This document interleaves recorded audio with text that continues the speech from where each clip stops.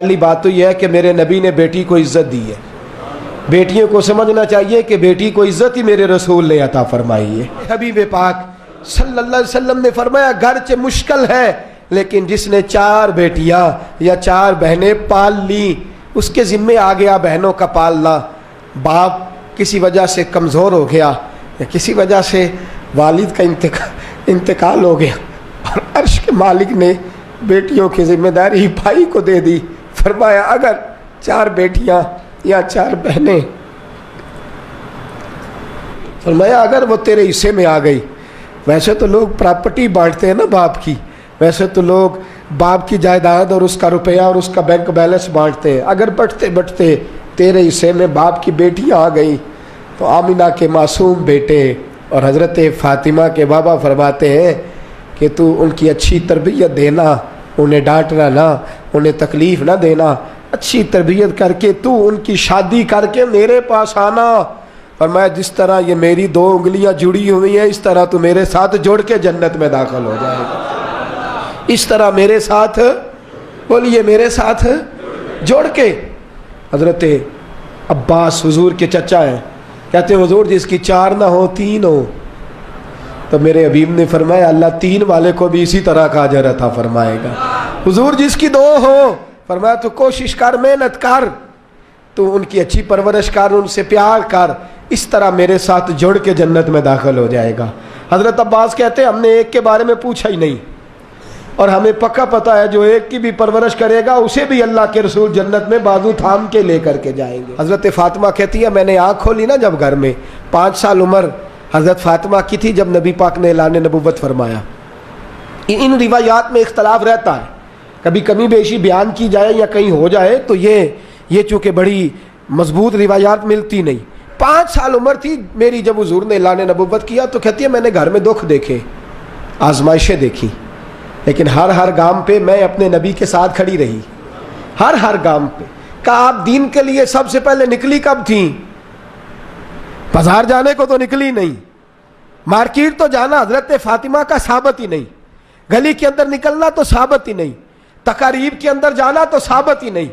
ایک دفعہ نکلی حضرت فاطمہ سب سے پہلے گھر میں. کب نکلی؟ حضرت ختیجہ کا انتقال ہو گیا ہے, سیدنا صدیق اکبر ملک شام گئے ہوئے.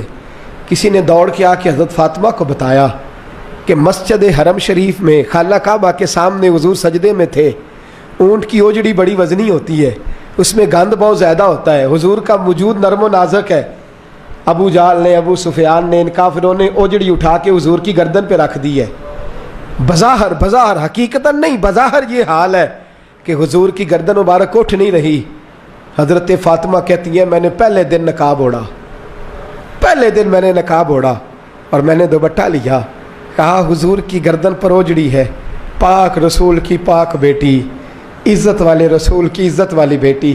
حضرت فاطمہ فرماتی ہیں میں پہلے دن برقع اوڑھ کے حرم شریف گئی, حضور سجدے میں, سر پہ وزنی اوجڑی. فرماتی ہے میں نے کھینچ کے اتاری, حضور کھڑے ہوئے, میں روئی نہیں, میری آنکھوں میں آنسو نہیں, میں نے حضور کی انگلی تھامی. آپ فرماتی ہیں ساری کائنات مصطفیٰ کے پیچھے اور نبی میرے پیچھے پیچھے. فرماتی ہے میں گھر نہیں لائی نبی پاک, حضور نے بھی نہیں پوچھا بیٹے کدھر جانا ہے, سیدھی میں آب زمزم کے کنویں پہ لے گئی. فرماتی ہیں بظاہر بالوں میں وہ اونٹ کی اوجڑی کے ذرات لگ گئے تھے. فرماتی ہیں لوٹے میں پانی بھرا, ایک ہاتھ سے میں پانی ڈالتی, دوسرے ہاتھ سے حضور کی زلفوں کو سنوارتی. فرماتی میں دھوتی جاتی, فارغ ہوئی حضور کے کپڑوں کو میں نے دھویا, وجود پہ پانی ڈالا. میرے دوستو یہ انداز محبت, یہ انداز وفا, یہ انداز تربیت. فرماتی ہیں پھر میں نے اپنے دوپٹے سے حضور کے بالوں کو صاف کیا, پھر کہا حضور چلیے. نبی پاک اٹھے, انگلی میں نے تھام لی. فرماتی ہیں خرامہ پیچھے اب بھی نہیں پوچھا فاطمہ کدھر جانا ہے. فرماتے ہیں حضور سید عالم صلی اللہ علیہ وسلم کو گھر لائی, چارپائی پہ بٹھایا اور بٹھا کے دودھ کا پیالہ میں لائی, حضور کو دیا. پھر میں نے نبی پاک کو کھجوریں دی اور جب حضور نے پی لی تو فرماتی ہے میں بازوؤں کا ہار بنا کے گلے سے لپٹ گئی, ماتھا چوما تو حضور روئے. تو میں نے کہا یا رسول اللہ آپ نے غم نہیں کرنا, میری اماں سیدہ ختیجہ فرمایا کرتی تھی فاطمہ تیرے باپ کو اللہ بڑی عزتیں عطا فرمائے گا. بڑی فرماتی ہیں وہ پہلے دن میں دین کے لیے نکلی، پھر میں بدر میں بھی مصطفیٰ کے ساتھ گئی، احد میں بھی گئی، میں خندق میں بھی گئی، میں پھر حضور سید عالم صلی اللہ علیہ وسلم کے ساتھ احد میں جب نبی پاک صلی اللہ علیہ وسلم کو زخم لگ گئے، حضور کے دانت مبارک شہید ہو گئے، وجود سارا زخموں سے بھر گیا، تو میرے رسول پاک صلی اللہ علیہ وسلم کے سامنے حضرت علی آئے۔ میں نے الحمدللہ اس غار کی زیارت کی ہے میدان احد میں جس میں میرے نبی نے آرام فرمایا تھا۔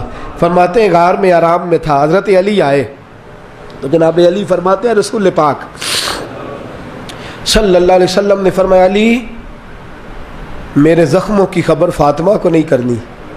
حضرت فاطمہ ساتھ ہیں، زخمیوں کو پانی پلاتی ہیں، حضور کے ساتھ آئے، میرے زخموں کی خبر فاطمہ کو نہیں کرنی، اسے نہیں بتانا۔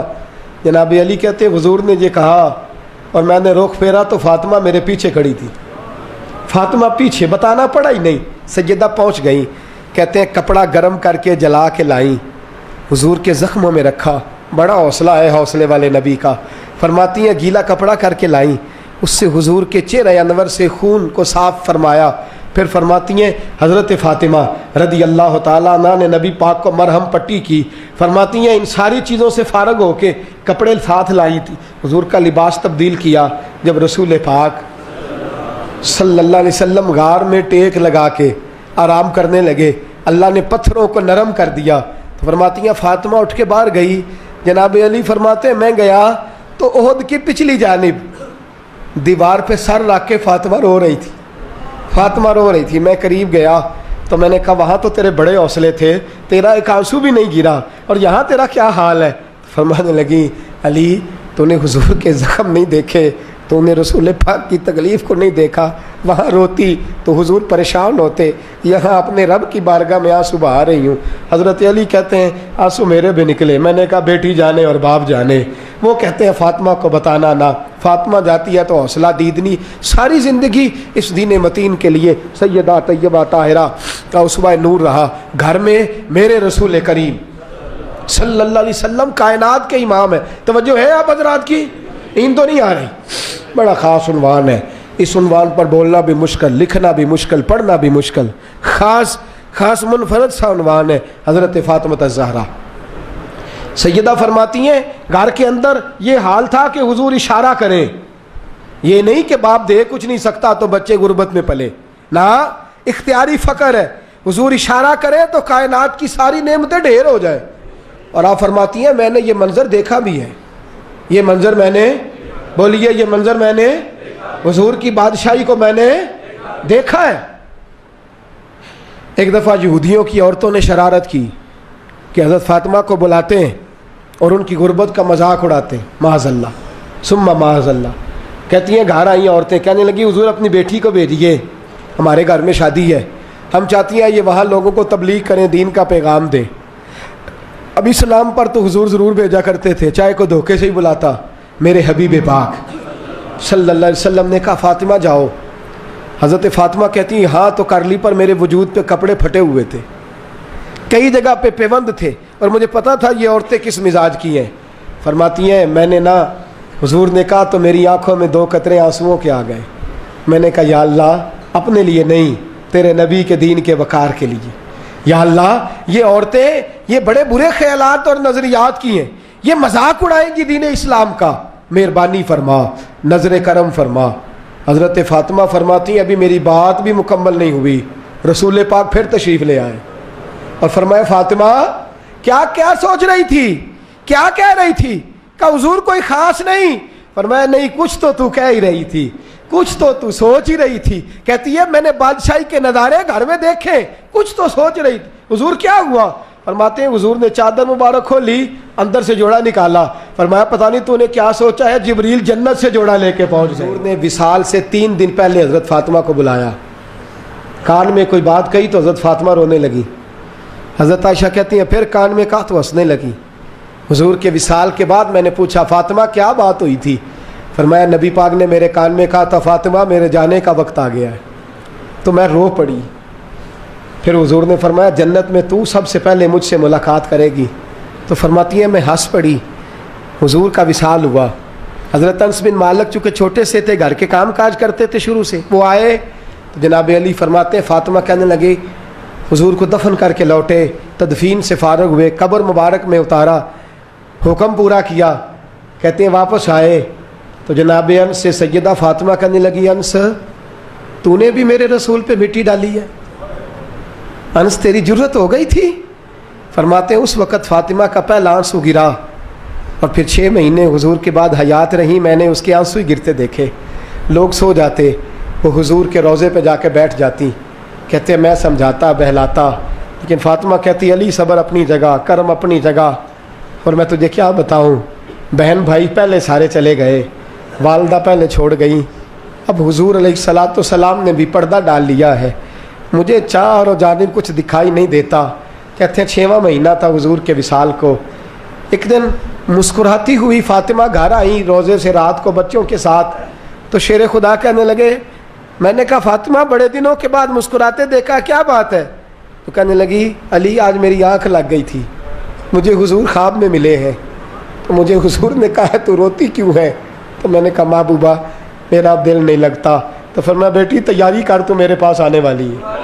हज़रत अली फरमाते हैं बस फ़ातिमा बीमार हुई, चंद दिन गुजरे तो मुझे बुलाया और कहने लगे अली वक्त जाने का आ गया है, ये अली के घर की है इज़्ज़त अली से सुनते, नबी के घर की है इज़्ज़त नबी से सुनते, वो जिसने मुअज़्ज़ज़ किया घराने को, हुसैन पाल के जिसने दिया ज़माने को, जाने का वक्त आ गया है।